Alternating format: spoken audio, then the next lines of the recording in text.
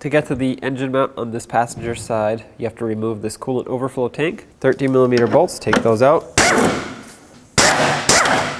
Now you can lift this tank, just set it to the side, that way you can have access to the engine mount. Now I want to support the engine. I'm going to go on the corner of this oil pan and just put light pressure on it. That's it, that's all I want to go for. Take off these two 13mm nuts first. Then take off the two 16mm bolts. There's one on each side. Now you want to raise up the engine with your support until you can get enough clearance to get this engine mount out of there. A few pumps did the trick. You can now slide this right out. And there it is. There's your old mount.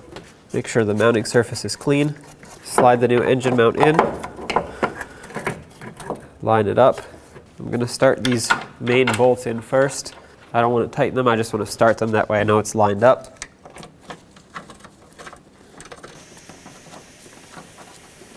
Alright, so those are both down, a few threads each. Now let's bring the engine down. That doesn't quite line up.